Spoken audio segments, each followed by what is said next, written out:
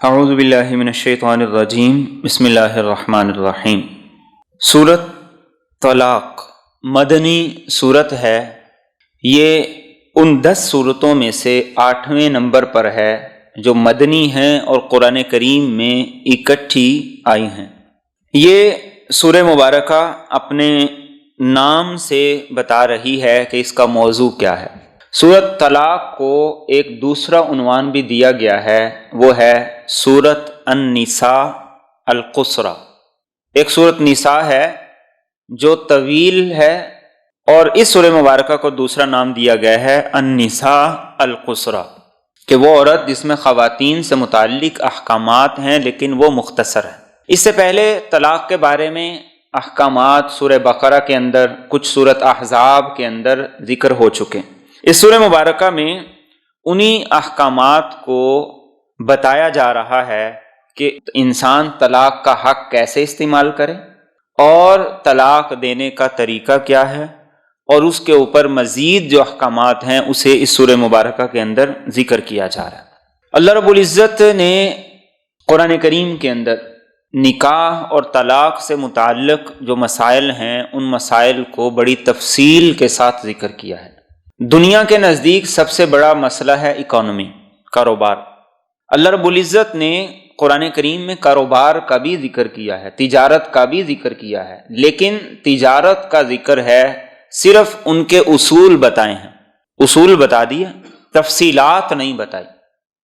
تفصیلات ہمیں احادیث سے ملتی، فقہ کی کتابوں سے ملتی ہیں، لیکن نکاح اور طلاق کے معاملے میں اللہ رب العزت نے صرف اصول نہیں بتائے بلکہ اس کے ساتھ تفصیلات بتائی ہیں، ایک ایک مسئلے کو بڑی وضاحت سے بیان کیا ہے، اور ان کو بیان کرنے کا انداز بھی بڑا خوبصورت ہے۔ اور ان احکامات کو اسلام نے صرف میاں بیوی پہ نہیں چھوڑ دیا، دو خاندانوں پہ نہیں چھوڑ دیا کہ جو ہے جیسے ہے چلاتے رہو، نہیں، بلکہ زمانہ جاہلیت کے اندر اس معاملے میں جو غلطیاں تھیں ان کی بھی قرآن کریم نے اصلاح کی۔ مثال کے طور پر زمانہ جاہلیت کے اندر طلاق کی کوئی حد ہی نہیں ہوتی تھی، کوئی آدمی 1000 طلاقیں دے دے، 2000 دے دے، 5000 دے دے، کوئی حد نہیں۔ اور قرآن کریم نے کیا کیا؟ قرآن کریم نے طلاق کو 3 تک محدود کر دیا۔ زمانہ جاہلیت کے اندر کیا ہوتا تھا کہ کوئی آدمی بیوی کو طلاق دے دیتا ہے، عدت پوری ہونے سے کچھ دن پہلے دوبارہ اسے رجوع کر لیتا، چاہے وہ 1000 طلاقیں دے دیتا چاہے 2000 دے دیتا۔ مقصد کیا ہوتا تھا؟ عورت کو تنگ کرنا، ذلیل کرنا۔ پھر وہ اس کے نکاح میں آ گئی، پھر اس کو مارتا پیٹتا، اس کے ساتھ زیادتی کرتا، پھر اس کو طلاق دے دیتا۔ پھر جب اس کی عدت پوری ہونے آتی پھر وہ اس سے رجوع کر لیتا، پھر اس کو اسی طرح اذیت کا نشانہ بناتا۔ تو قرآن کریم نے اس معاملے کے اندر بھی حدود اور قیود لگا دی کہ کون سی صورتیں ہیں جن میں انسان بیوی سے دوبارہ رجوع کر سکتا ہے، نکاح کے ساتھ کن صورتوں میں کر سکتا ہے، نکاح کے بغیر کن صورتوں میں کر سکتا ہے، اور کون سی صورتیں ہیں کہ جن صورتوں میں انسان بیوی سے دوبارہ رجوع بھی نہیں کر سکتا۔ اور ان معاملات میں دین نے ایک عبادت کا پہلو بھی شامل کر دیا۔ اسی لیے جب نکاح ہوتا ہے تو خطبہ پڑھا جاتا ہے، خطبے میں قرآن کریم کی آیات پڑھی جاتی ہیں۔ ایسے ہی طلاق کو بھی دین نے ایک قسم کی اس پر بھی پابندیاں لگا دی، طلاق کے معاملے میں بھی تعلیمات دے دی۔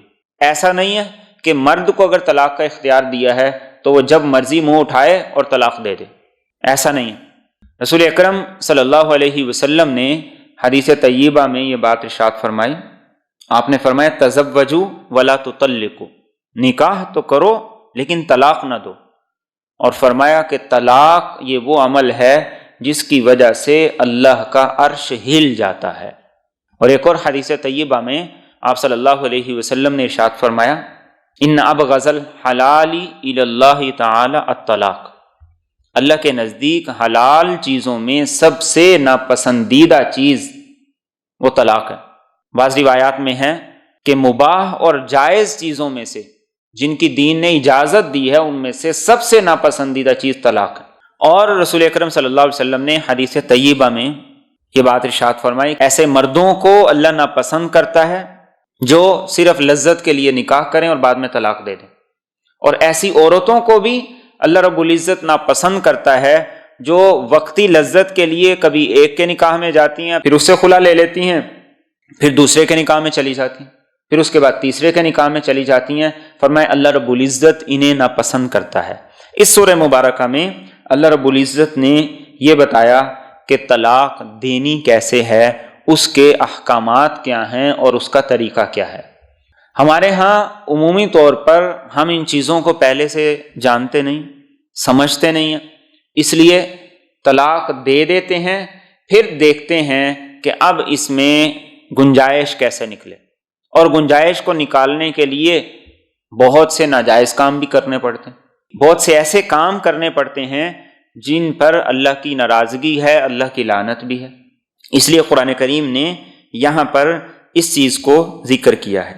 بسم اللہ الرحمن الرحیم، ارشاد فرمایا یا ایھا النبی، اے نبی صلی اللہ علیہ وسلم آپ کہہ دیجئے، اذا طلقتم النساء، جب تم عورتوں کو طلاق دینے کا ارادہ کرو، فطلقوہن لعدتہن، تو انہیں طلاق دو ان کی عدت کے وقت، وَأَحْصُوا الْعِدَّةَ، اور عدت کو شمار کرو، وَاتَّقُوا اللَّهَ رَبَّكُمْ، اور تم اللہ سے ڈرو جو تمہارا رب ہے، لَا تُخْرِجُوهُنَّ مِن بُيُوتِهِنَّ، تم انہیں مت نکالو ان کے گھروں سے، وَلَا يَخْرُجْنَ، اور نہ ہی وہ خود نکلے، إِلَّا أَن يَأْتِينَ بِفَاحِشَةٍ مُبَيِّنَةٍ، مگر یہ کہ وہ صریح بے حیائی کا ارتکاب کریں، وَتِلْكَ حُدُودُ اللَّهِ، اور یہ اللہ کی حدود ہیں، وَمَن يَتَعَدَّ حُدُودَ اللَّهِ، اور جو اللہ کی حدود سے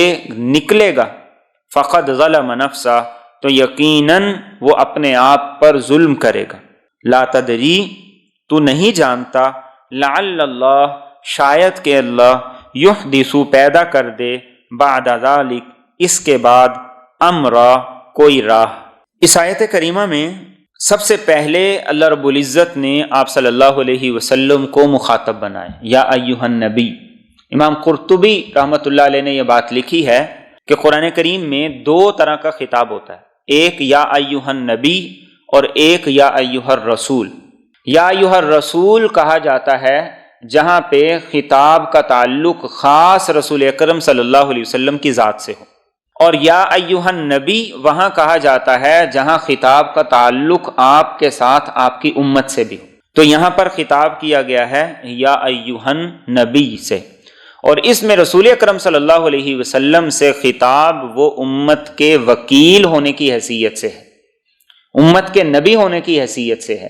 اسی لیے بہت سے مفسرین نے یہ لکھا ہے یہاں پر یا ایھا النبی، یہ یا ایھا الذین آمنوا کے حکم میں ہے، اس لیے آگے کیا فرمائے، اذا طلقتم النساء، جب تم عورتوں کو طلاق دینے کا ارادہ کرو، جمع کا صیغہ ارشاد فرمایا، ایک فرد کے لیے نہیں فرمایا۔ اس سے اشارہ یہی ہے کہ یہ خطاب آپ کی وساطت سے آپ کی امت کو ہے۔ اور پہلا حکم کیا دیا، اذا طلقتم النساء فطلقوهن لعدتهن، کہ جب طلاق دینے کا ارادہ ہو، طلاق دینے کی نیت ہو، تو پھر عدت کے وقت کا لحاظ کر کے طلاق دو۔ یہ پہلی بات ہے، عدت کے وقت کا لحاظ کر کے طلاق دو، یہ پہلی بات ہے۔ اس کا مطلب یہ ہے کہ ہر وقت طلاق دینے کا وقت نہیں ہوتا، بعض حالات ایسے ہیں جن میں طلاق دینا دین نے منع کیا ہے۔ چنانچہ سب سے پہلی صورت یہ ہے کہ بیوی کو حالت حیض میں طلاق دینے کے لیے دین نے اجازت نہیں دی۔ عبداللہ بن عمر رضی اللہ تعالی عنہ، انہوں نے اپنی بیوی کو حالت حیض میں طلاق دے دی۔ اللہ کے رسول صلی اللہ علیہ وسلم کے سامنے حضرت عمر فاروق رضی اللہ تعالیٰ عنہ نے سوال کیا کہ ایسے ایسے میرے بیٹے نے کیا ہے تو کیا جواب ہے؟ رسول اکرم صلی اللہ علیہ وسلم ناراض ہوئے اور آپ نے فرمایا کہ اپنی بیوی سے رجوع کرو، اور اس کے بعد پھر جب یہ حیض کے دن گزر جائیں، پاکی کے ایام آ جائیں، وہ گزر جائیں، پھر اس کے بعد حیض کے دن آئیں، اور اس کے بعد جو پاکی کے دن آئیں، تو پھر اس طہر میں، اس پاکی کے ایام میں بیوی کو طلاق دو، جب بیوی سے قربت اختیار نہیں کی۔ پہلی حالت جس میں دین نے طلاق دینے کو منع کیا ہے وہ یہ ہے حیض کی حالت میں طلاق۔ لیکن یہ بات یاد رکھیے کہ طلاق اس صورت میں بھی ہو جائے گی، ایسا نہیں ہے کہ طلاق نہیں ہوگی۔ طلاق انسان جس صورت میں بھی بیوی کو دے، طلاق بہرحال واقع ہو جائے گی۔ اور اس کی دلیل اسی حدیث مبارکہ سے ہمیں ملتی ہے کہ آپ صلی اللہ علیہ وسلم نے انہیں رجوع کرنے کا حکم دیا۔ رجوع کرنے کا حکم تو تبھی بنتا ہے نا جب طلاق ہو گئی ہو، اگر طلاق ہوئی ہی نہیں ہے تو پھر رجوع کرنے کا حکم تو بے معنی ہے۔ اسی طریقے سے دوسری صورت جس میں طلاق دینے سے منع کیا ہے وہ یہ پاکی کے ان ایام میں جب میاں بیوی نے ایک دوسرے سے قربت اختیار کی ہو، دین نے اس پاکی میں بھی طلاق دینے سے منع کیا، اور اس میں بھی حکمت ہے۔ اور وہ حکمت یہ ہے کہ اگر ان پاکی کے ایام میں انسان طلاق دے دے، ہو سکتا ہے بعد میں پریگنینسی ظاہر ہو جائے، پتہ لگے بیوی حاملہ ہے، اور پھر بعد میں دونوں پچھتاتے رہیں کہ ہم نے یہ کیا غلطی کر لی۔ تو اس لیے دین نے دوسری صورت یہ بتائی ہے کہ اگر بیوی کے ساتھ پاکیزگی کے ایام میں میاں بیوی نے قربت اختیار کیا تو اس میں بھی طلاق نہ دو۔ طلاق دینے کے لیے دین نے طریقہ یہ متعین کیا ہے کہ بیوی کو پاکی کے ایام میں طلاق دی جائے، اور اس پاکی میں طلاق دی جائے جس میں میاں بیوی نے قربت اختیار نہیں کی ہے تو پھر عورت کو طلاق دی جائے، اور طلاق دینے کے لیے صرف ایک مرتبہ کہہ دے کہ میں نے تجھے طلاق دی، بس۔ یہ طلاق کا طریقہ ہے جو ان آیات سے مجھے اور آپ کو بتایا جا رہا ہے۔ اگر انسان اس طریقے سے طلاق نہیں دے گا، طلاق تو بہرحال ہو جائے گی، لیکن اس میں بہت سے نقصانات ہیں، بہت سی خرابیاں ہیں۔ مثال کے طور پر ایک آدمی بیوی کو حیض کی حالت میں طلاق دے دیتا ہے۔ اب پہلے تو اس کے یہ ماہواری کے ایام گزریں گے، اس کے بعد پھر اس کا اگلا پیریڈ آئے گا پاکی کے ایام کا۔ جب یہ دونوں ختم ہوں گے تو اس کے بعد جو ماہواری کے ایام شروع ہوں گے تو اس سے اس کی عدت شروع ہوگی۔ گویا کہ غلط وقت پر طلاق دینے کی وجہ سے عورت کی عدت لٹک گئی۔ دین نے اس وجہ سے یہ کہا ہے فَطَلِّقُوهُنَّ لِعِدَّتِهِنَّ، کہ دین نے جو طریقہ بتایا ہے اس طریقے کے مطابق اس وقت پر طلاق دو۔ گویا کہ اس سے یہ پتہ چل گیا کہ طلاق کوئی بچوں کا کھیل نہیں ہے۔ غصہ آیا طلاق دے دی، جھگڑا ہوا طلاق دے دی، اختلاف ہوا طلاق دے دی، ماں نے کہہ دیا طلاق دے دی۔ دین طلاق کو اس طریقے سے نہیں لیتا، بلکہ سوچ و بچار کے بعد انسان جو فیصلہ کرے تو پھر اس طریقے سے طلاق دے۔ یا دوسرا طریقہ یہ ہے طلاق دینے کا کہ پاکی کے ان ایام میں جن میں میاں بیوی نے قربت اختیار نہیں کی، ایک طلاق دے دے، پھر اس کے بعد جب دوسری مرتبہ پاکی کے ایام آ جائیں پھر اس میں طلاق دے دے دوسری، پھر تیسری مرتبہ جب پاکی کے ایام آئیں تو اس میں تیسری طلاق دے دے۔ یہ دوسرا طریقہ ہے طلاق دینے کا۔ لیکن سب سے پسندیدہ طریقہ وہی ہے کہ صرف ایک مرتبہ بیوی کو یہ کہہ دے کہ میں نے تجھے طلاق دی۔ جب بیوی کی 3 ماہواریاں گزر جائیں گی تو بیوی کا اس سے تعلق اور رشتہ خود بخود ختم ہو جائے گا۔ ہمارے ہاں عمومی طور پر یہ سمجھا جاتا ہے کہ جب تک 3 طلاقیں نہ دیں تو رشتہ ہی ختم نہیں ہوتا، اور پھر اس کے بعد پھر ہم راہ نکالتے ہیں اور تلاش کرتے ہیں کہ کس طریقے سے دوبارہ میاں بیوی کی حیثیت سے رہ لیں، جبکہ کوئی گنجائش ہی نہیں ہے۔ قرآن کریم کے الفاظ اس معاملے میں واضح ہیں۔ اللہ کے رسول صلی اللہ علیہ وسلم کے سامنے سوال کیا گیا، اور مسئلہ تھا ایک صحابی کا جن کا نام تھا لبید، کہ انہوں نے اپنی بیوی کو 3 طلاقیں دے دی ہیں، آپ اس کے بارے میں کیا ارشاد فرماتے ہیں؟ آپ صلی اللہ علیہ وسلم غصے میں آئے اور آپ نے فرمایا اَيُلْعَبُ بِكِتَابِ اللَّهِ وَأَنَا بَيْنَ أَظْهُرِكُمْ، میری موجودگی میں اللہ کی کتاب کا مذاق اڑایا جا رہا ہے۔ اور آپ اتنے سخت غصے میں تھے کہ ایک صحابی نے پوچھا یا رسول اللہ صلی اللہ علیہ وسلم اگر آپ حکم دیں تو جس نے 3 طلاقیں اپنی بیوی کو بیک وقت دی ہیں تو میں اس کی گردن اتار دوں؟ اور ایک اور واقعہ خود رسول اکرم صلی اللہ علیہ وسلم کے دور میں پیش آیا۔ آپ سے پوچھا گیا رسول اللہ صلی اللہ علیہ وسلم فلاں شخص نے اپنی بیوی کو 1000 طلاق دے دی، آپ نے فرمایا 3 طلاقوں کی وجہ سے بیوی اس پہ حرام ہو گئی ہے، اور باقی 997 طلاقیں دے کر اس نے اللہ کے عذاب کو دعوت دی، اللہ چاہے تو معاف کر دے، چاہے تو اسے پکڑ۔ گویا کہ اس طرح طلاق دینے کو خود رسول اکرم صلی اللہ علیہ وسلم نے پسند نہیں کیا، کہ انسان نے اپنے لیے سارے کے سارے دروازوں کو بند کر لیا ہے۔ تو یہ مراد ہے فطلقوہن لعدتہن، کہ طلاق سوچو بچار کے ساتھ دو، اور اس طریقے سے طلاق دو کہ پھر اس کے بعد تمہارے لیے واپسی کا راستہ بھی کھلا رہے۔ دوسرا حکم ہے وَأَحْصُوا الْعِدَّةَ، عدت کو شمار کرو، طلاق کب دی تھی اور اس کی عدت کب شروع ہو رہی ہے، کب ختم ہوگی، اس لیے کہ اس پر بہت سے مسائل کا تعلق ہے۔ بیوی کی عدت شروع ہو گئی ہے، اگر ایسی صورت میں طلاق دی ہے کہ جب رجوع ہو سکتا ہے تو پھر یہ پتہ چل جائے گا کہ ابھی رجوع ان دنوں میں ہو سکتا ہے یا نہیں ہو سکتا۔ کوئی اور نکاح کرنا چاہتا ہے تو ان دنوں میں وہ نکاح کر سکتا ہے یا نہیں کر سکتا۔ کوئی پیغام نکاح دینا چاہتا ہے تو وہ پیغام نکاح دے سکتا ہے یا نہیں دے سکتا۔ یہ ساری کی ساری باتیں ان کا تعلق ہے عدت کے ساتھ۔ تو فرمایا کہ عدت جب شروع ہو جائے تو پھر اس کو بھی شمار کرو، اس کا بھی لحاظ کرو، مرد بھی اس کو شمار کریں، عورتیں بھی اسے شمار کریں۔ تیسری بات فرمائی واتقوا اللہ ربکم۔ اس سورہ مبارکہ کے اندر اللہ رب العزت نے بار بار تقوی کی تاکید کی، اللہ سے ڈرنے کی تاکید کی، کہ تمہارے خاندانی معاملات تب تک درست نہیں ہو سکتے جب تک اللہ سے نہیں ڈرو گے، اللہ سے ڈرو۔ اور اگلی بات ارشاد فرمائیں لا تخرجوہن من بیوتہن ولا یخرجن الا ان یأتین بفاحشۃ مبینہ۔ اب طلاق ہو گئی، طلاق کے بعد عورت نے عدت گزارنی۔ اب تو یہ دیکھا جائے اگر اس نے ایک طلاق دی ہے صریح الفاظ میں، مثال کے طور پر اس نے اپنی بیوی سے کہا کہ میں نے تجھے طلاق دی، اب اس کی عدت قرآن کریم نے ذکر کیا ہے کہ 3 ماہواریاں، اب یہ عدت اسی خامن کے گھر میں گزارے گی۔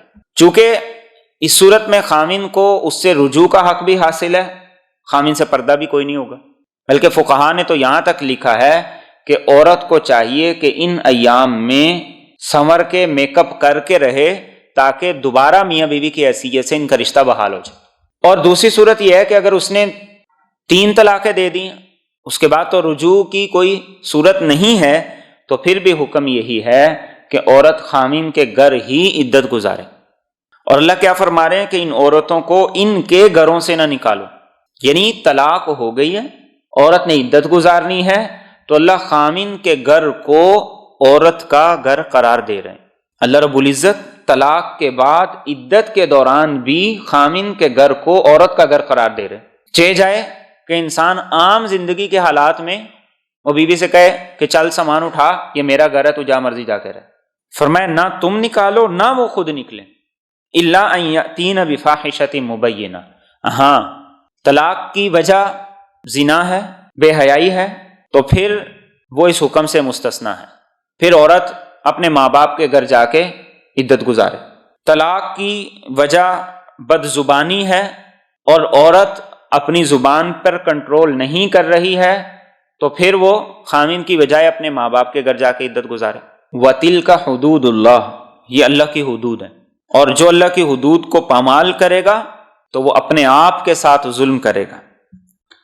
لا تدری لعل اللہ یحدث بعد ذلک امرا، فرمایا تجھے نہیں پتا کہ اس کے بعد کیسے حالات پیدا ہو جائیں، اس لیے طلاق دینے کے لیے دین نے جو طریقہ مقرر کیا ہے اس طریقے کے مطابق طلاق دو، بعد میں ندامت ہو، شرمندگی ہو۔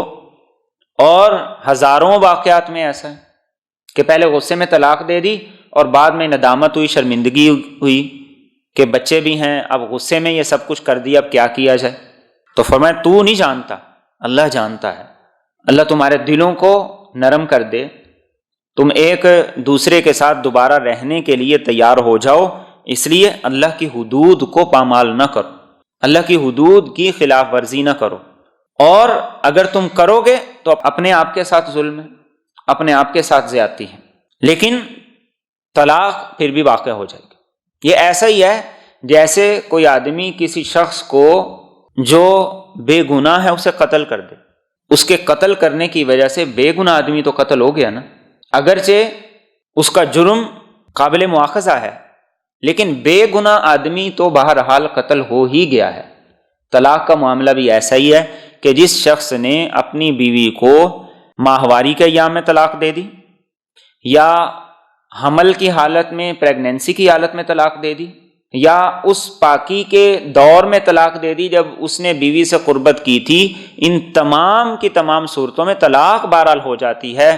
ہاں اس یہ ہے کہ بعض صورتیں ایسی ہیں جو دین کے نزدیک پسندیدہ ہیں، بعض ایسی ہیں جو ناپسندیدہ ہیں۔ تو اللہ رب العزت اس سورہ مبارکہ میں یہ بتا رہے ہیں، اور اس کے مخاطب میں اور آپ ہیں، کہ اگر طلاق دینے کی نوبت آ جائے تو پھر غصے اور جوش میں آ کر یکدم طلاق نہ دو، بلکہ سوچ و بچار کے ساتھ طلاق دو گے تو ہو سکتا ہے اللہ تمہارے لیے اس کے بعد کوئی راستہ، کوئی سبیل پیدا کر دے۔ گزشتہ آیت کریمہ میں یہ بات کی گئی تھی کہ طلاق اس کے وقت کے اندر دی جائے۔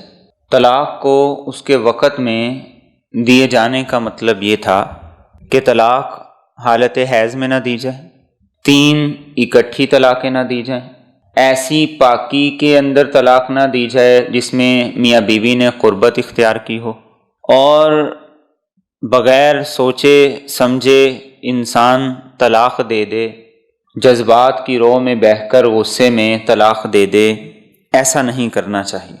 اور دوسری بات یہ ارشاد فرمائی تھی کہ اگر طلاق دینی بھی ہے تو پھر اس کا طریقہ یہ ہے کہ عورت کو ان پاکی کے ایام میں جن میں میاں بیوی نے قربت اختیار نہ کی ہو، ایک طلاق دے دے، پھر جب عدت گزر جائے تو عورت خود بخود وہ پہلے خاوند سے اس کا نکاح ختم ہو جائے گا۔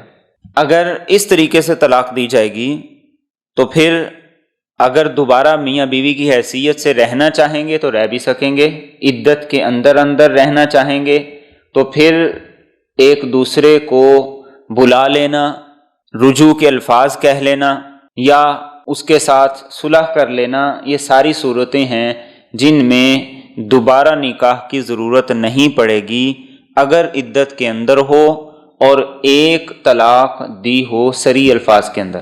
اور اگر ایک طلاق دی، عدت گزر گئی، اس کے بعد نکاح تو ختم ہو گیا، لیکن اب بھی یہ اختیار باقی ہے کہ وہ دونوں دوبارہ نکاح کر کے میاں بیوی کی حیثیت سے اکٹھے رہ سکتے ہیں۔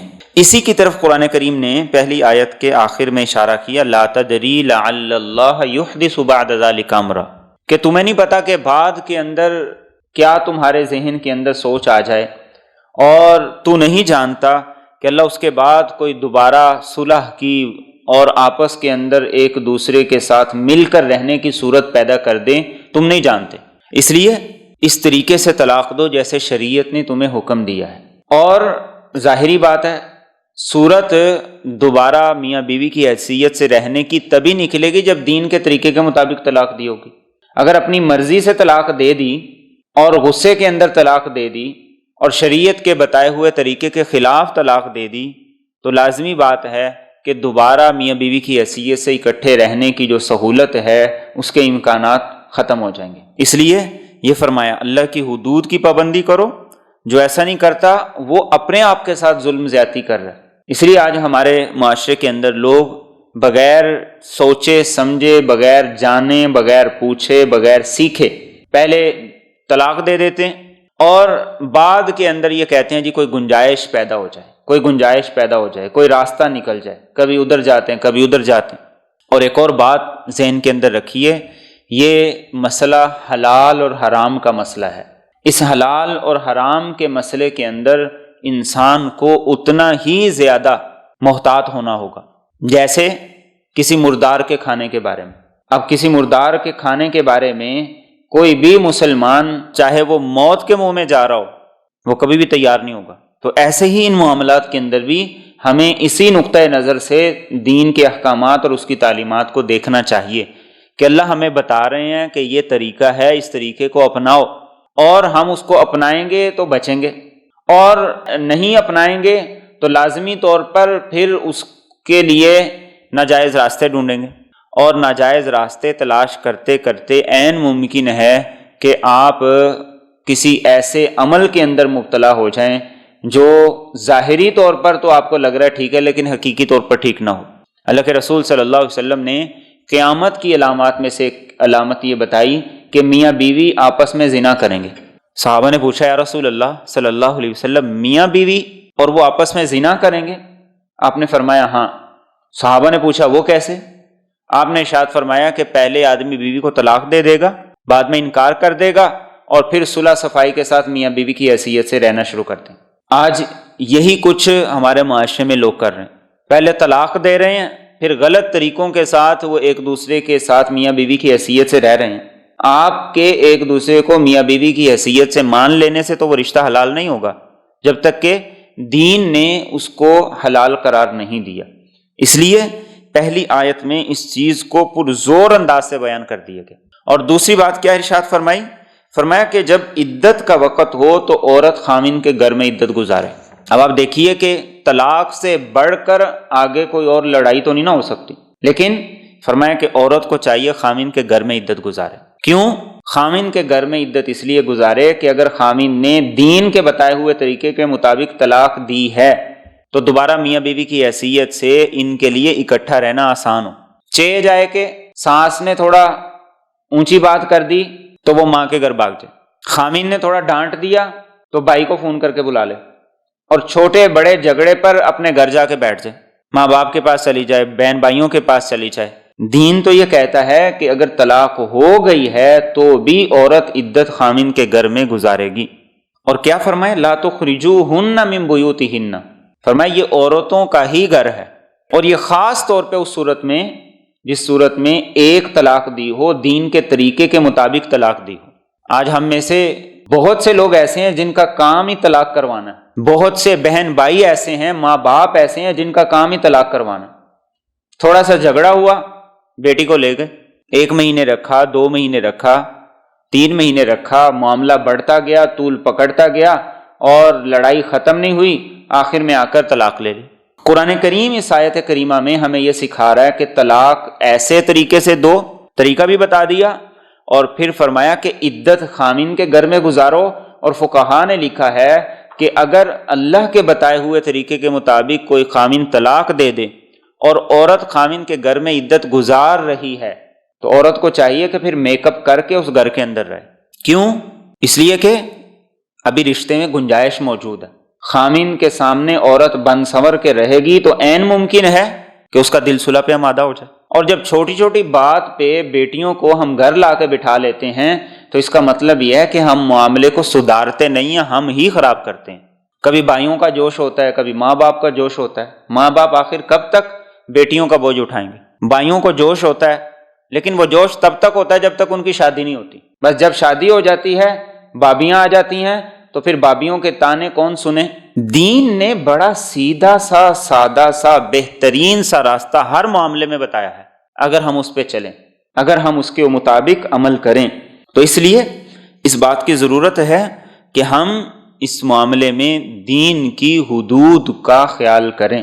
دین نے جو تعلیمات دی ہیں ان تعلیمات پر عمل کریں گے تو اللہ راستہ پیدا کر دیں گے۔ اور آگے فرمایا فَإِذَا بَلَغْنَ أَجَلَهُنَّ، تو جب وہ عورتیں اپنی عدت کے قریب پہنچ جائیں، فَأَمْسِكُوهُنَّ بِمَعْرُوفٍ، تو تم انہیں روک لو بھلے طریقے سے، او فارقوهن بمعروف، یا تم ان کو جدا کر دو اچھے طریقے سے، وَأَشْهِدُوا ذَوَيْ عَدْلٍ مِّنْكُمْ، اور تم میں سے 2 منصف لوگوں کو گواہ بنا لو، وَأَقِيمُوا الشَّهَادَةَ لِلَّهِ، اور وہ گواہی قائم کریں اللہ کے لیے، ذَلِكُمْ يُوعَظُ بِهِ، یہ بات ہے اس کے ذریعے نصیحت کی جا رہی من کان یؤمن باللہ والیوم الآخر، اس آدمی کو جو اللہ پر ایمان رکھتا ہے اور آخرت کے دن پر ایمان رکھتا ہے۔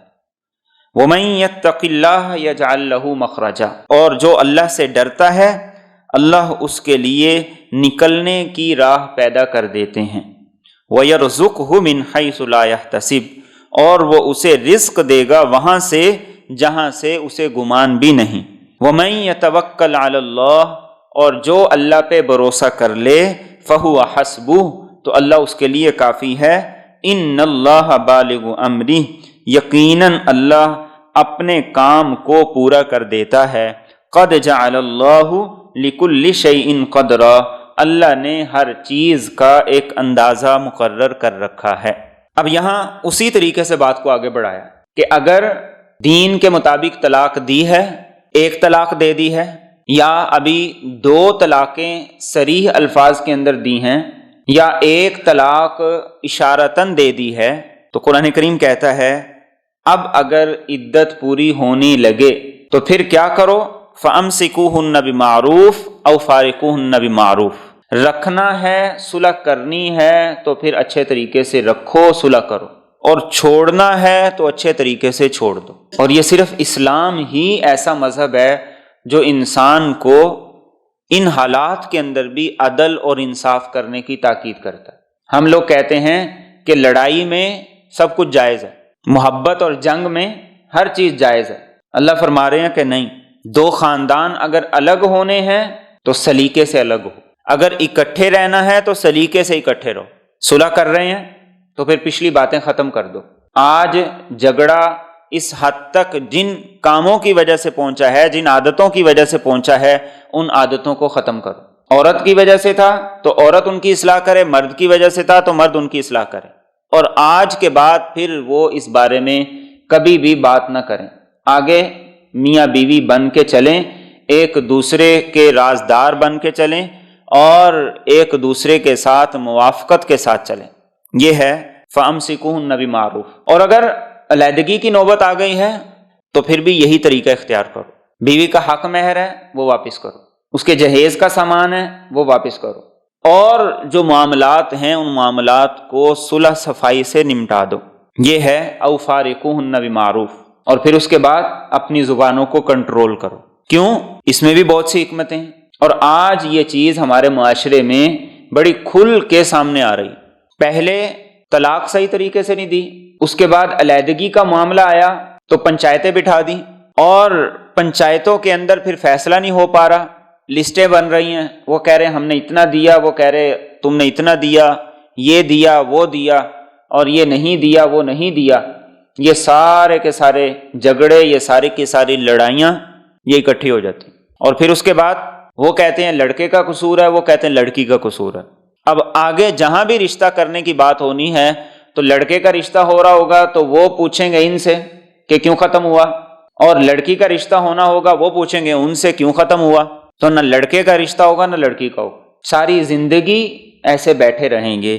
یہ قرآن کریم نے تعلیم دی، بلکہ سورۃ بقرہ میں اللہ رب العزت نے اس سے بھی اگلی بات کی، فرمایا وَمَتِّعُوهُنَّ، کہ عورت کے ساتھ اگر تمہارا نباہ نہیں ہوا، طلاق تک نوبت چلی گئی ہے، تو پھر جدائی کے بعد، معاملہ ختم ہونے کے بعد تمہیں چاہیے کہ عورت کو اپنی طرف سے کچھ ہدیہ دے دو، کپڑوں کی صورت میں دے دو یا کسی اور صورت کے اندر دے دو۔ یہاں شادی کے بعد نہیں لے کے دیتے، تو اندازہ لگائیے کہ قرآن کریم یہ کہتا ہے کہ جدائی ہو گئی ہے، طلاق ہو گئی ہے، اب دونوں میاں بیوی کی حیثیت سے نہیں رہ سکتے، لیکن پھر بھی خاوند کو چاہیے کہ وہ بیوی کو کچھ کپڑے یا کچھ سامان اپنی طرف سے اضافی طور پر گفٹ دے دے۔ اور اس صورت میں آپ آگے چل کے اور ایسی چیزیں پڑھیں گے جن سے یہ پتہ چلتا ہے کہ اسلام کے نزدیک طلاق تک اگر نوبت پہنچ جاتی ہے تو اس کا ہرگز یہ مطلب نہیں ہے کہ اب دو خاندانوں کا آپس کا تعلق ہمیشہ کے لیے ختم۔ بہن بھائیوں نے رشتہ کیا ہے، بھائیوں نے آپس میں رشتہ کیا ہے، تو بس اب ساری زندگی ایک دوسرے کا منہ نہیں دیکھیں گے، ایسا نہیں۔ کاش کہ ہم ان تعلیمات کے مطابق عمل کریں۔ اور آگے کیا فرمایا؟ وَأَشْهِدُوا ذَوَيْ عَدْلٍ مِّنْكُمْ، رکھنا ہے تو بھی، چھوڑنا ہے تو بھی دو لوگوں کو گواہ بنا لو۔ گواہ بنانے کا فائدہ یہ ہوگا کہ آئندہ ہونے والے جو جھگڑے ہیں، اختلافات ہیں، ان سے انسان کے نکلنے کا راستہ بن جائے گا۔ اور گواہ بنانے میں ایک حکمت یہ بھی ہے کہ یہ بھی فیصلہ ہو جائے گا کہ دونوں نے رجوع عدت کے دوران کیا ہے یا عدت کے بعد کیا۔ بہت سے جھگڑے پیدا ہو سکتے ہیں، اسی لیے پچھلی آیت میں یہ بھی فرمایا تھا وَأَحْصُوا الْعِدَّةَ، عدت کی بھی گنتی کرنی، اس سے بہت سے مسائل متعلق ہیں۔ اور فرمایا وَأَقِیمُوا الشَّهَادَةَ لِلَّهِ، اللہ کے لیے گواہی دو، گواہی کو قائم کرو۔ ایسے مواقع پر یہ گواہی یہ صرف اور صرف اللہ کی رضا کے لیے دو۔ اب اگلی بات یہ ارشاد فرمایا کہ اس کی نصیحت ان لوگوں کو ہے جو اللہ اور آخرت پر ایمان رکھتے ہیں۔ قرآن کریم میں یہ انداز 3 جگہ پہ اختیار کیا گیا ہے۔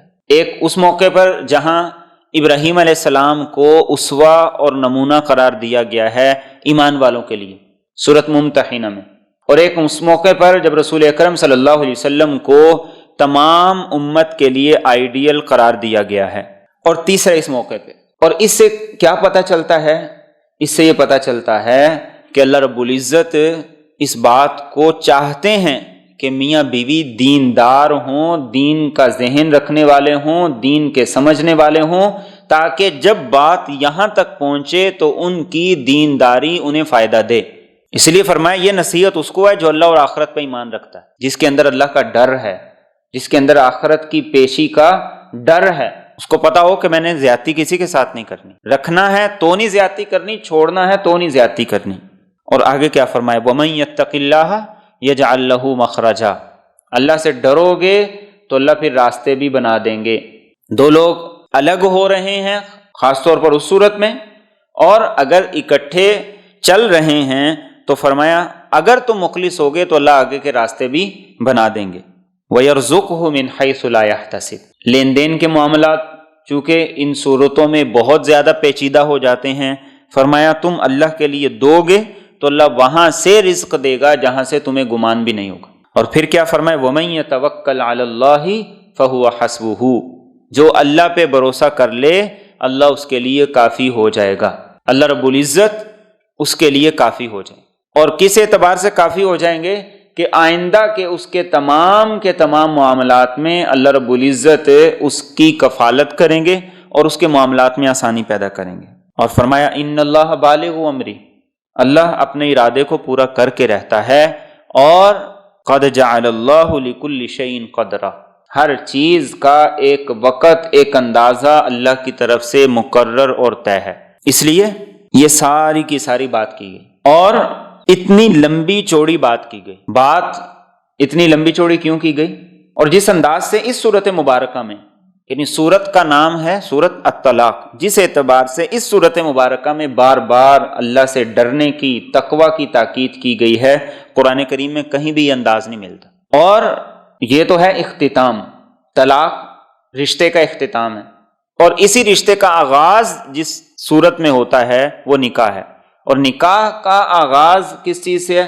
رشتوں کی تلاش سے۔ اس میں بھی اللہ کے رسول صلی اللہ علیہ وسلم نے اسی بات کی تاکید کی، فَاظْفَرْ بِذَاتِ الدِّین، دینداری کی بنیاد پر رشتوں کو لے کر چلو گے تو آگے کے معاملات وہ بالکل اچھے اور بھلے ہو جائیں گے۔ ہم نے آغاز اور بنیاد بھی غلط بنیادوں پہ رکھا، اس کی اساس بھی پیسے پہ رکھی، شکل و صورت پہ رکھی، خاندان پہ رکھی، کاروبار پہ رکھی، اور مختلف چیزوں پہ رکھی، اور جب اختتام کا وقت آیا تو اس وقت ہمارے رویے لازمی طور پر وہ غلط ہی نکلتے ہیں۔ تو ان آیات کے اندر آپ دیکھیے کہ اللہ رب العزت کس انداز سے تاکید کر رہے ہیں، اور اس سے یہ پتہ چلتا ہے کہ دین نے طلاق کو صرف دو لوگوں کی طلاق نہیں سمجھا، بلکہ یہاں اللہ کا حق بھی درمیان میں موجود ہے۔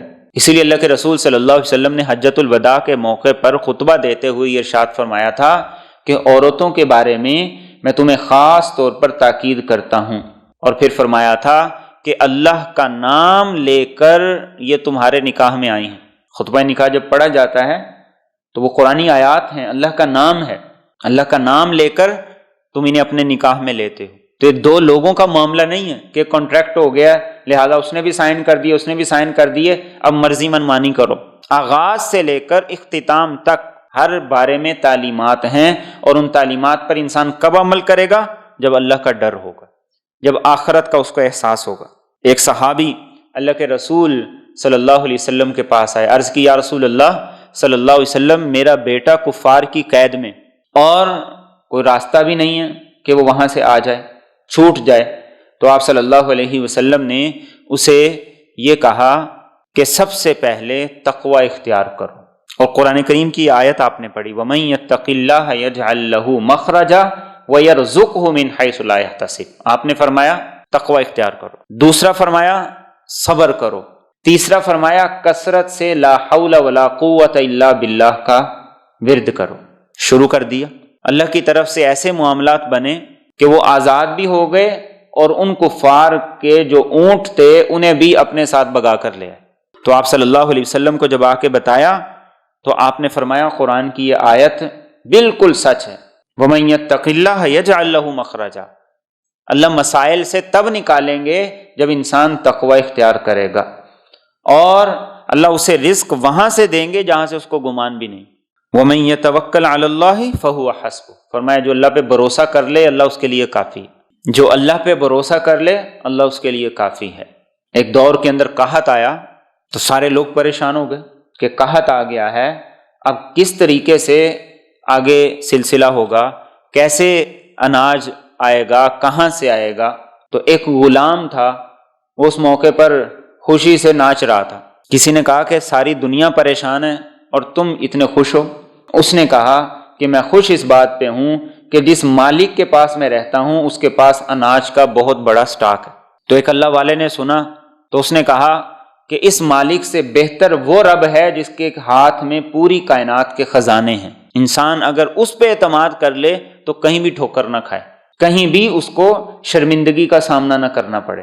اور اللہ کے رسول صلی اللہ علیہ وسلم نے ایک مرتبہ اس آیت کا اتنا ورد کیا کہ آپ پر نیند طاری ہو گئی۔ ابو ذر غفاری رضی اللہ تعالیٰ عنہ فرماتے ہیں کہ پھر آپ نے آنکھ کھولی اور یہ کہا کہ ابو ذر، لوگ اگر اس ایک آیت کو پکڑ لیں تو سارے کے سارے مسائل حل ہو جائیں۔ اپنے معاملات میں اللہ کو کفیل بنائیں، تقوی اختیار کریں، اور فرمایا اللہ جو چاہتا ہے وہ کر کے چھوڑتا ہے، لیکن انسان اس کے لیے پہلے اپنی ہمت اور استطاعت کے مطابق کر ڈالے۔ رسول اکرم صلی اللہ علیہ وسلم کا سفر طائف انتہائی مشکل سفر تھا، لیکن سفر طائف کے بعد اللہ رب العزت نے مدینہ منورہ کا راستہ کھول دی۔ انسان چلے گا، مشکلات آئیں گی تو اس کے بعد اللہ راستہ بھی بنا دیں گے۔ اور اس کے بعد فرمایا وَاللَّائِي يَئِسْنَ مِنَ الْمَحِيضِ مِن نِّسَائِكُمْ، اور وہ عورتیں جو مایوس ہو چکی ہیں حیض سے تمہاری عورتوں میں سے، ان ارتبتم، اگر تمہیں شک ہو، فعدتہن ثلاثۃ اشہر، تو ان کی عدت 3 مہینے ہیں، واللائی لم یحضن، اور ان عورتوں کی بھی جنہیں ابھی حیض نہیں آنے لگا، وأولاۃ الاحمال، اور حمل والی عورتیں، اجلہن ان یضعن حملہن، ان کی عدت یہ ہے کہ وہ اپنا حمل جن دیں، ومن یتق اللہ، اور جو اللہ سے ڈرے گا، یجعل لہ من امرہ یسرا، اللہ اس کے معاملے میں سہولت پیدا کر دے گا۔ ذالک امر اللہ، یہ اللہ کا حکم ہے، انزلہ الیکم، جسے اس نے تمہاری طرف نازل کیا، ومن یتق اللہ، اور جو کوئی اللہ سے ڈرے گا،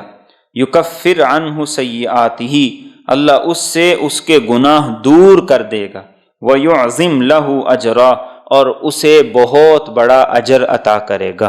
سورہ مبارکہ کے آغاز میں نے عرض کیا تھا کہ کاروبار اور تجارت کے بارے میں اللہ صرف اصول بتاتا ہے، لیکن نکاح اور طلاق کے بارے میں اللہ رب العزت صرف اصول نہیں بتاتا بلکہ ان کے تمام مسائل کو بڑی تفصیل سے بتاتا۔ کیوں؟ اسی پر ایک خاندان کی اساس ہے، اسی پر ایک خاندان کی بنیاد ہے۔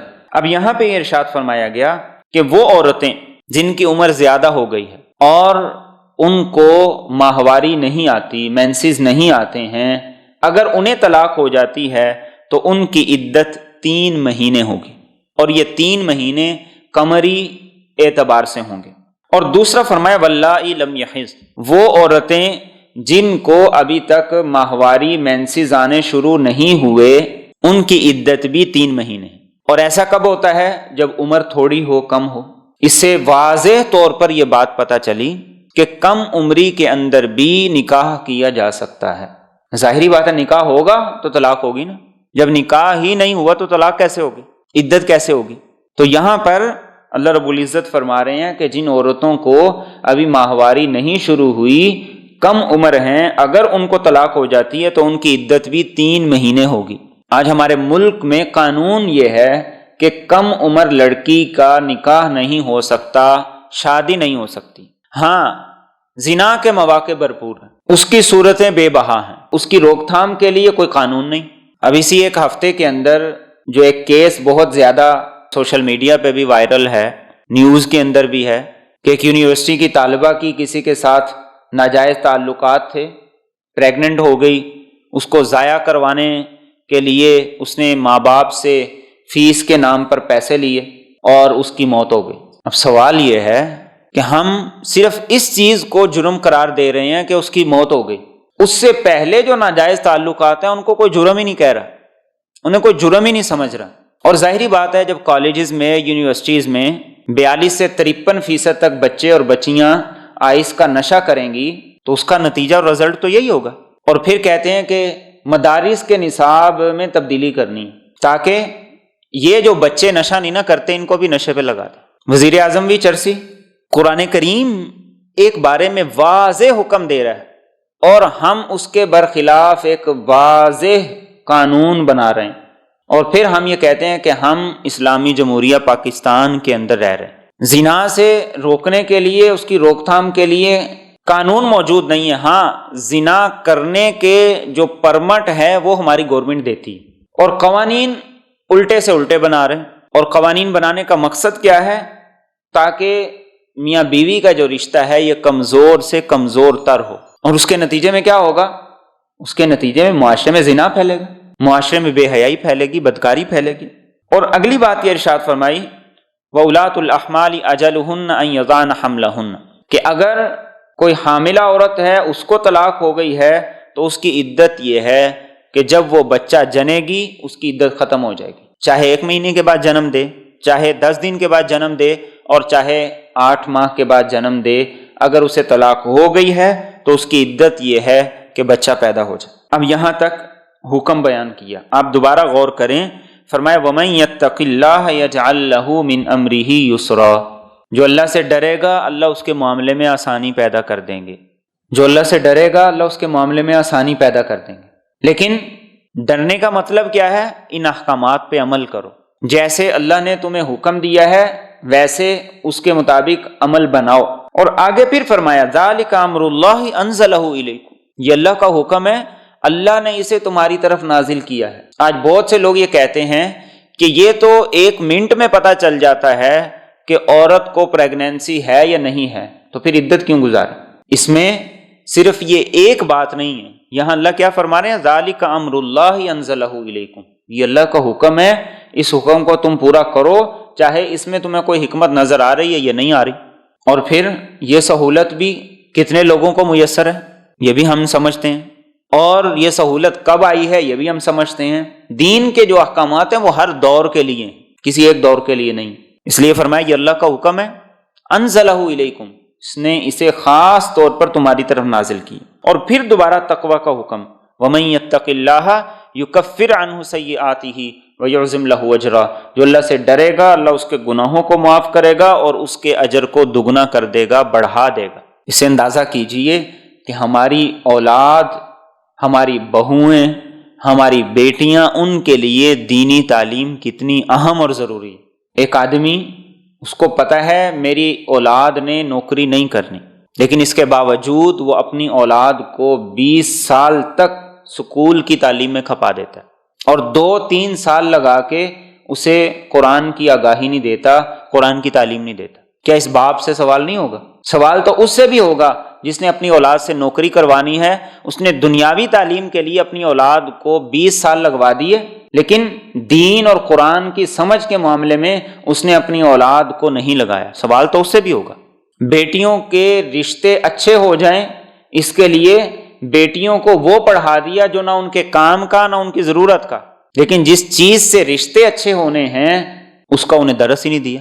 تو پھر ماں باپ نے کیا ذمہ داری ادا کی؟ ہم نے ذمہ داری سمجھا ہے شادی نکاح پر عیاشی کو، فضول خرچی کو اور حرام کاری کو، بس یہ ماں باپ کی ذمہ داری ہے۔ باپ کہتا ہے میں نے فرض ادا کر دیا، اس کو یہ پتہ نہیں کہ اس فرض کو ادا کر کے جو جہنم تم نے خرید لی ہے اس سے بچ جاؤ تو یہ اللہ کا ہی فضل ہو سکتا ہے۔ یہ ایسے تو نہیں فرض ادا ہوتے جیسے ہم لوگ کر رہے ہیں، اور کوئی کام ایسا نہیں جو اللہ کی رضا والا ہو، اللہ کی خوشنودی والا ہو، تو پھر پڑھا لیں جتنا مرضی۔ رشتے ان تعلیموں سے چلنے ہوتے تو پھر کوئی بھی تعلیم یافتہ بچی گھر نہ بیٹھتی۔ رشتے شکلوں صورتوں سے چلنے ہوتے تو پھر شکلوں صورتوں والیاں گھر میں نہ بیٹھتی۔ رشتے جس چیز سے چلنے ہیں ہم اس کی طرف آنے کے لیے تیار ہی نہیں ہیں، جس کو اللہ رب العزت بار بار اس صورت میں کہہ رہے ہیں۔ اللہ کا ڈر ہوگا تو انسان کرے گا، چلے گا، تقوی ہوگا تو اللہ اس کے معاملے میں آسانی پیدا کریں گے۔ اور ہر حکم کے بعد اللہ اسی بات کی تاکید کر. اور آج کے دور میں خاص طور پر اس کی اہمیت اور بھی بڑھ گئی ہے. جو بچہ نشہ کرتا ہے وہ پورے خاندان کے لیے تباہی کا ذریعہ. وہ شادی کے بعد بھی زنا کرے گا، وہ بیوی کو مارے گا بھی، پیٹے گا بھی، وہ ہر غلط کام کر جائے گا. ہم ابھی تک اس معاملے کے اندر بیدار ہی نہیں ہو رہے. ہر آدمی یہ سوچتا ہے کہ میری اولاد تو ایسی ہے ہی نہیں. تو پھر یہ 52% نشہ کرنے والے اسٹوڈنٹ یہ کون ہیں؟ یہ وہ جنات کی اولاد تھوڑی ہیں. اور انصاف سے بتائیے، جس کو تیرنا نہیں آتا اگر اسے پانی میں چھوڑا جائے گا تو وہ نہیں ڈوبے گا. ہم نے اپنی اولاد میں کوئی خدا خوفی اتنی پیدا کی ہے کہ وہ اس کلچر میں جا کے ڈوبنے سے بچ جائیں؟ اس سوال کا جواب تو ہم میں سے ہر شخص لے سکتا ہے اپنے آپ سے. تو قرآن کریم یہاں بار بار اس چیز کی تاکید کر رہا ہے کہ اس کے بغیر رشتہ نہیں چل سکتا. ابھی پرسوں کی بات ہے، اتنی چیزیں ہمارے ارد گرد چل رہی ہوتی ہیں، ہم ان کو دیکھ نہیں رہے ہوتے. پرسوں کی بات ہے، کراچی کے اندر ٹک ٹاک بنانے والے 2 لڑکے تھے اور 1 لڑکی تھی، انہیں کوئی قتل کر کے چلا گیا. اس لڑکی کی لاش ہاسپٹل میں پڑی ہے، 6 لاکھ اس کے فالوور ہیں ٹک ٹاک پہ، ابھی تک اس کی لاش ہی لینے کوئی نہیں آیا. یہ معاشرہ بن رہا ہے. اور قتل کے پیچھے بھی لمبی چوڑی سٹوری ہے. ہم جس طرف جا رہے ہیں اس کی صرف اور صرف وجہ یہ ہماری دنیاوی تعلیم ہے. اور جو تعلیم ہمیں انسان بناتی ہے اس کے لیے نہ ماں باپ سنجیدہ ہیں، نہ بہن بھائی سنجیدہ ہیں، نہ ہمارا معاشرہ سنجیدہ ہے. اور آگے ارشاد فرمائے اسکنوہن من حیث سکنتم، تم ان متعلقہ عورتوں کو رکھو جہاں تم رہتے ہو، من وجدکم اپنی استطاعت کے مطابق، ولا تضاروہن اور انہیں مت ایذا دو، لتضیقوا علیہن تاکہ تم ان پر تنگی کرو، وَإِن كُنَّ أُولَاتِ حَمْلٍ اور اگر وہ حمل سے ہوں، فَأَنفِقُوا عَلَيْهِنَّ تو ان پر خرچ کرو، حَتَّى يَضَعْنَ حَمْلَهُنَّ یہاں تک کہ وہ اپنا حمل جن دیں. فَإِنْ أَرْضَعْنَ لَكُمْ پس اگر وہ تمہارے لیے دودھ پلائیں، فَآتُوهُنَّ أُجُورَهُنَّ تو انہیں ان کی اجرت دے دو. وَأْتَمِرُوا بَيْنَكُمْ بِمَعْرُوفٍ اور موافقت رکھو آپس میں اچھے طریقے سے. وَإِن تَعَاثَرْتُمْ اور اگر تم ایک دوسرے سے تنگی کرو، فَسَتُرْضِعُ لَهُ أُخْرَىٰ تو ان قریب اسے کوئی دوسری عورت دودھ پلائے گی. لِيُنْفِقْ ذُو سَعَةٍ مِّن سَعَتِهِ چاہیے کہ وسعت والا اپنی وسعت کے مطابق خرچ کرے. وَمَنْ قُدِرَ عَلَيْهِ رِزْقُهُ اور جس پر اس کا رزق تنگ کر دیا گیا، فَلْيُنْفِقْ مِمَّا آتَاهُ اللَّهُ تو اسے چاہیے کہ وہ خرچ کرے اس میں سے جو اسے اللہ نے دیا.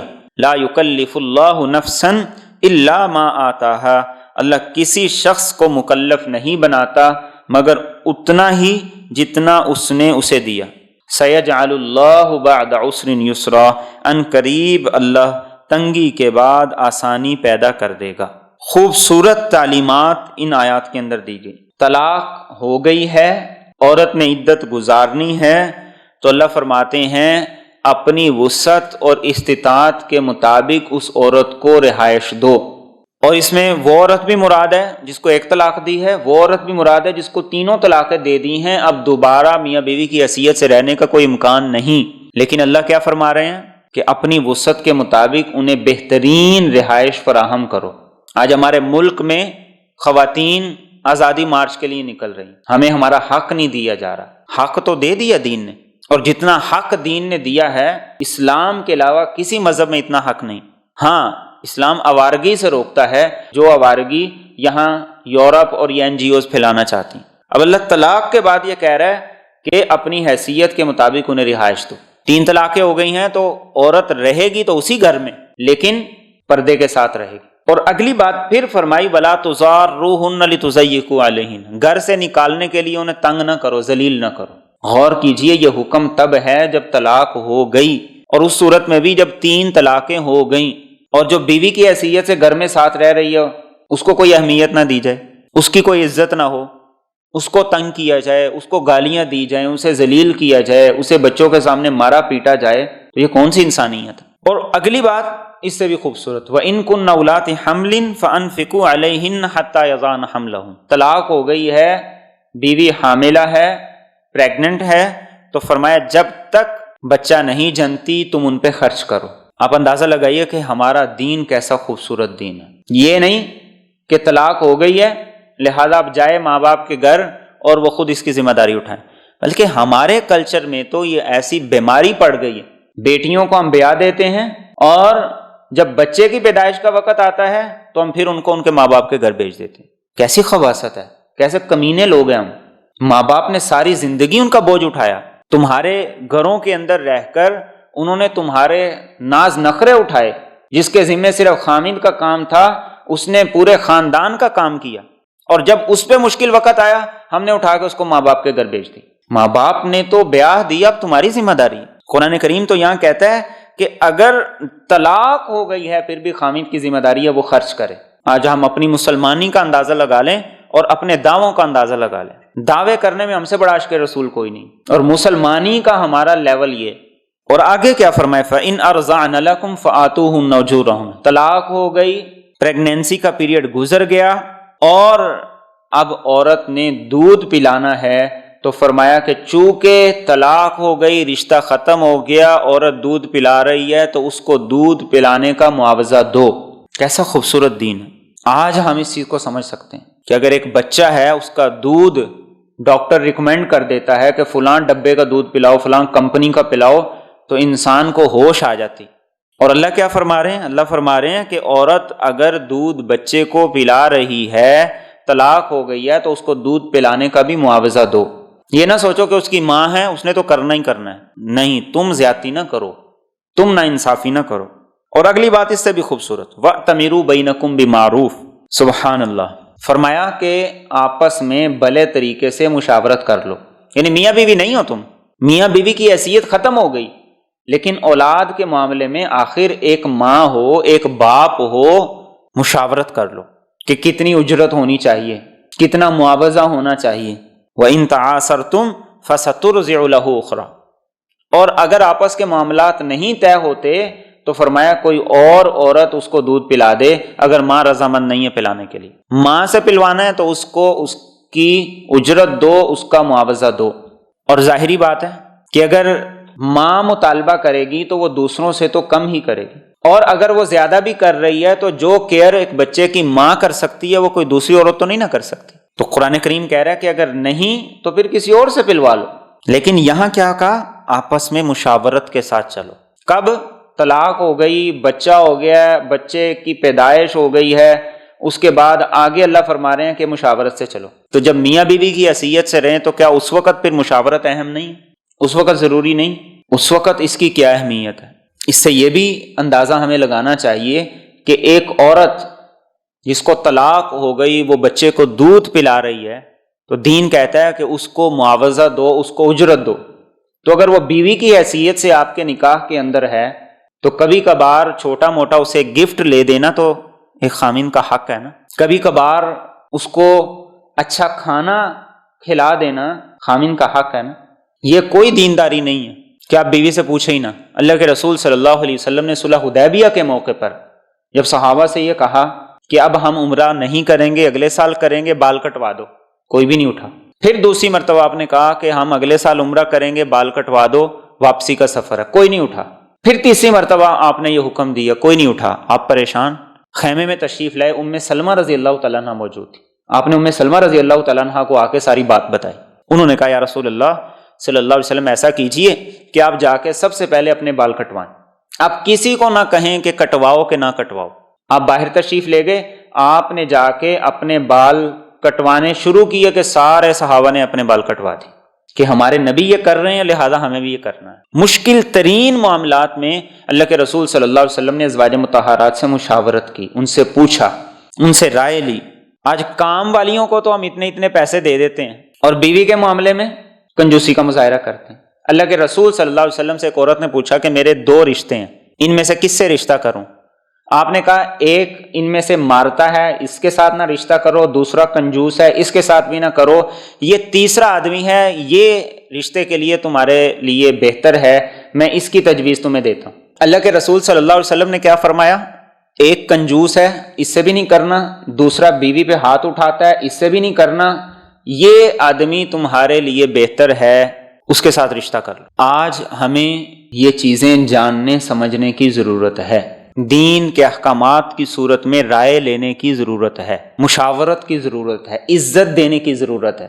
پیسہ جتنا مرضی دے دیں، عزت نہ دیں تو کبھی بھی رشتہ نہیں چل سکتا۔ تو قرآن کریم یہاں کیا کہہ رہا ہے کہ رشتہ ختم ہو گیا، طلاق ہو گئی، تو پھر بھی کیا کرو، وَأْتَمِرُوا بَيْنَكُمْ بِمَعْرُوفٍ، مشاورت سے اگلا معاملہ چلاؤ کہ بچے کی پرورش کرنی ہے۔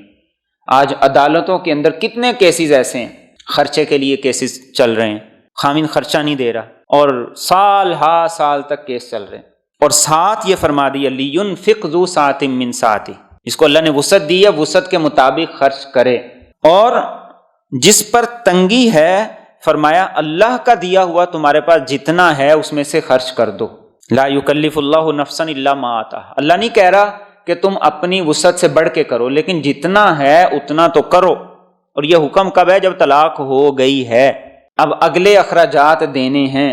اور کیا فرمایا؟ سیجعل اللہ بعد عسر یسرا، آج مشکل ہے تو اللہ آسانی بھی پیدا کریں گے، اللہ آگے حالات بھی بہتر کریں گے۔ تو جو دین طلاق کے بعد ایسی خوبصورت ہدایات اور تعلیمات دیتا ہے تو پھر اس کے اندر نکاح کا رشتہ میاں بیوی کی حیثیت سے وہ رشتہ کتنا خوبصورت ہوگا۔ اب سورہ مبارکہ کا دوسرا حصہ ہے جس کے اندر آپ انداز دیکھیں گے کہ اللہ رب العزت کا انداز وہ سخت ہے۔ فرمایا وَكَأَيٍّ مِّن قَرْيَةٍ، اور کتنی ہی بستیاں، عَتَتْ عَنْ أَمْرِ رَبِّهَا وَرُسُلِهِ، انہوں نے سرکشی کی اپنے رب کے حکم کی اور اس کے رسول کے حکم کی۔ فَحَاسَبْنَاهَا حِسَابًا شَدِيدًا، تو ہم نے ان کا محاسبہ کیا سخت حساب سے۔ وَعَذَّبْنَاهَا عَذَابًا نُكْرًا، اور ہم نے انہیں دیا ایسا عذاب جو نہ دیکھا تھا نہ سنا تھا۔ فَذَاقَتْ وَبَالَ أَمْرِهَا، تو انہوں نے چکھ لیا اپنے کاموں کی سزا کا مزہ۔ وَكَانَ عَاقِبَةُ أَمْرِهَا خُسْرًا، اور ان کے معاملے کا انجام خسارہ ہی تھا۔ أَعَدَّ اللَّهُ لَهُمْ عَذَابًا شَدِيدًا، اللہ نے ان کے لیے تیار کیا سخت عذاب۔ فَاتَّقُوا اللَّهَ، لہذا اللہ سے ڈرو، یا اولی الالباب، اے عقل والو، الذین آمنوا، ایمان والو، قد انزل اللہ الیکم ذکرا، یقیناً اللہ نے تمہاری طرف ایک ذکر بھیجا، رسولاً، یعنی ایک رسول، یتلو علیکم آیات اللہ، وہ تمہیں پڑھ کے سناتا ہے اللہ کی آیات، مبینات، وہ بیان کرنے والی ہیں، لیخرج الذین آمنوا، تاکہ وہ نکالے ان لوگوں کو جو ایمان لائے، وعملوا الصالحات، اور جنہوں نے نیک عمل کیے، من الظلمات الی النور، اندھیروں سے روشنی کی طرف، ومن یؤمن باللہ، اور جو اللہ پر ایمان لائے گا، ویعمل صالحا، اور نیک عمل کرے گا، یدخلہ جنات، اللہ اسے داخل کرے گا ایسی جنتوں میں، تجری من تحتها الانہار، جن کے نیچے نہریں بہہ رہی ہیں، خالدین فیہا ابدا، وہ ہمیشہ ہمیشہ اس میں رہیں گے۔ قد احسن اللہ لہ رزقا، یقیناً اللہ نے ان کو خوب رزق دیا ہے۔ اب یہ سورہ مبارکہ کا اختتام ہے۔ پیچھے بار بار یہ کہا یہ حکم ہے، اس طریقے سے طلاق دو، اس طریقے سے آپس میں رہو، اس طریقے سے رشتہ ختم ہو جائے تو تم پر ذمہ داریاں عائد ہوتی ہیں، یہ کرنا ہے، یہ نہیں کرنا۔ اب کیا فرمایا؟ فرمایا کہ اگر تم ایسا نہیں کرتے تو تاریخ سے سبق حاصل کرو۔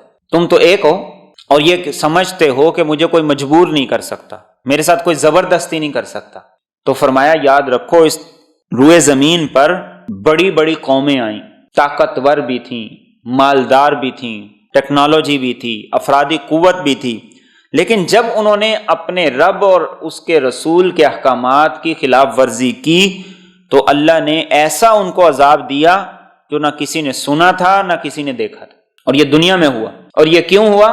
ان کے گناہوں کی سزا تھی۔ فذاقت وبال امرہا وکان عاقبۃ امرہا خسرا، اور اس معاملے میں انجام ہی گھاٹے والا تھا، خسارے والا تھا۔ اور یہ تنبیہ ہے ہم میں سے ہر شخص کو جو رب کے احکامات کی خلاف ورزی کر رہا ہے۔ اور یہ تو دنیا میں تھا، دنیا کا انجام برا ہوا، ذلت ہوئی، کچھ کام نہیں آیا، کسی چیز نے فائدہ نہیں دیا، نہ اولاد، نہ رشتہ دار، نہ مال، نہ فوج، نہ قوت، نہ طاقت۔ اور آگے کیا فرمایا؟ آخرت میں اللہ نے ان کے لیے بڑا سخت عذاب تیار کیا ہوا ہے، وہاں بھی جان نہیں چھوٹے گی۔ اور پھر تقویٰ کا حکم ہے، فاتقوا اللہ یا اولی الالباب الذین آمنوا، فرمایا عقل مند لوگو اللہ سے ڈرو۔ اور عقل مند کون ہے؟ الذین آمنوا، فرمایا ایمان والے عقل مند ہیں۔ جو مومن نہیں ہے، جو اللہ کے احکامات کو فالو نہیں کر رہا، اس کی تعلیمات کے اوپر دل و جان سے عمل نہیں کر رہا، وہ بے وقوف ہے، وہ دنیا کی نظر میں جتنا مرضی سمجھدار بنے۔ قرآن کریم منافقوں کا یہی تو کہتا ہے یخادعون اللہ والذین آمنوا، فرمایا یہ اللہ کو اور ایمان والوں کو اپنی طرف سے بڑا دھوکہ دیتے ہیں کہ ہم نے ان کو دھوکے میں رکھا ہوا ہے، ان کو پتہ ہی نہیں چل رہا۔ فرمایا وما یخدعون الا انفسهم، دراصل اپنے آپ کو دھوکہ دے رہے، کسی کے ساتھ دھوکہ نہیں۔ آج ہم بھی اسی کو عقل مند کہتے ہیں جو لوگوں کو چونا لگا دے، جو لوگوں کو اپنی چکنی چپڑی باتوں سے الجھا دے، پاؤں پہ پانی نہ پڑنے دے، ہم کہتے ہیں بڑا عقل مند ہے، بہت تیز ہے۔ اور اللہ کیا فرماتے ہیں؟ عقل مند وہ ہے جو رب کی باتوں پر ایمان لانے والا ہے۔ اور پھر آگے کیا فرمایا؟ قد انزل اللہ الیکم ذکرا رسولا یتلو علیکم آیات اللہ، کہ اللہ نے تمہاری طرف ایک ذکر بھیجا۔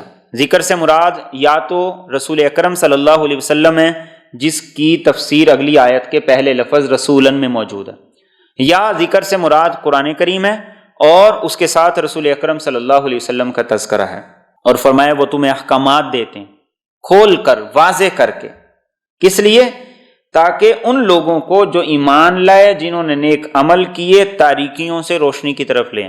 رسول کی اتباع وہی لوگ کرتے ہیں جن کے اندر ایمان ہے، نیک اعمال کر رہے ہیں، ان کو رسول کی تعلیمات کیا کرتی ہیں؟ گمراہیوں سے، اندھیروں سے نکال کر روشنی میں لے آتے ہیں۔ اور یہی روشن خیالی ہے، یہی ترقی ہے کہ ہم اللہ کے رسول صلی اللہ علیہ وسلم کے احکامات کی پیروی کریں، ان کی اتباع کریں۔ اور فرمایا جو اللہ پہ ایمان لائے گا، نیک عمل کرے گا، اللہ اسے جنت میں داخل کرے گا، ہمیشہ اس میں رہے گا، اور فرمایا وہاں اس کے لیے بہترین رزق بھی ہوگا۔ اب یہاں دونوں پہلو سامنے رکھ دی، کرو گے تو یہ ہوگا، نہیں کرو گے تو اس کی یہ سزا ہوگی۔ اور آگے فرمایا اللہ الذی خلق سبع سماوات، اللہ وہ ذات ہے جس نے 7 آسمان پیدا کیے، وَمِنَ الْأَرْضِ مِثْلَهُنَّ، اور اتنی ہی زمینیں بھی، يَتَنَزَّلُ الْأَمْرُ بَيْنَهُنَّ، اللہ کا حکم ان کے درمیان اترتا ہے، لِتَعْلَمُوا أَنَّ اللَّهَ عَلَى كُلِّ شَيْءٍ قَدِيرٌ، تاکہ تم جان لو کہ اللہ ہر چیز پر پوری طرح قدرت رکھتا ہے، وَأَنَّ اللَّهَ قَدْ أَحَاطَ بِكُلِّ شَيْءٍ عِلْمًا، اور یہ کہ اللہ نے ہر چیز کا اپنے علم سے احاطہ کیا ہوا ہے۔ یہ آیت قرآن کریم کی اس اعتبار سے منفرد ہے کہ قرآن کریم میں اکثر جگہ پر یہ فرمایا گیا ہے کہ اللہ نے 7 آسمان پیدا کیے، اور ان کی وضاحت اور تفسیر بھی احادیث میں ملتی ہے کہ ایک آسمان کے اوپر دوسرا آسمان ہے، پھر اوپر تیسرا آسمان ہے۔ معراج پہ جب آپ تشریف لے گئے، حدیث مبارکہ میں اسی کی وضاحت ملتی ہے کہ پہلے آسمان پہ گئے، اس کا دروازہ کھلوایا، وہ نبی ملے، پھر دوسرے پہ گئے، پھر تیسرے پہ، پھر 7ویں پہ، پھر اس سے آگے سفر ہوا۔ لیکن یہ آیت اس اعتبار سے منفرد ہے کہ یہاں فرمایا وَمِنَ الْأَرْضِ مِثْلَهُنَّ، 7 آسمان ہیں تو 7 زمینیں بھی ہیں، 7 آسمان ہیں تو 7 زمینیں بھی ہیں۔ اور بعض رسول اکرم صلی اللہ علیہ وسلم کی دعائیں ایسی ہیں کہ جن سے یہ پتہ چلتا ہے کہ 7 زمینیں بھی ہیں، لیکن وہ 7 زمینیں کہاں ہیں، کیسی ہیں، ابھی تک اس معاملے میں کوئی آگاہی نہیں ہے۔ رسول اکرم صلی اللہ علیہ وسلم نے بھی اس معاملے میں کوئی ایسی روشنی نہیں ڈالی جس سے یہ مسئلہ حل ہو جائے، لیکن چونکہ قرآن کریم میں آیا ہے اس لیے ہم اس چیز کو مانتے ہیں، ہمارے رب نے فرمایا ہے۔ اور بلکہ سائنسدان اب اس چیز کو کسی حد تک تسلیم کر رہے ہیں کہ جیسے زمین پر زندگی ہے، ایسے اور بھی بہت سے سیارے ہیں جن پر زندگی کے امکانات ہیں، وہ کھوج میں لگے ہوئے ہیں۔ آگے چل کر کیا حقیقت آتی ہے وہ میرا رب ہی جانتا ہے۔ اس لیے آگے کیا فرما دیا؟ یتنزل الامر بینہم، ان کے درمیان اللہ کا حکم اتر رہا ہے۔ ایسا نہیں ہے کہ تمہارا رب وہ باقی کائنات سے غافل ہے، پوری کائنات میں اس کا حکم اتر رہا ہے، اس کے آرڈر چل رہے ہیں۔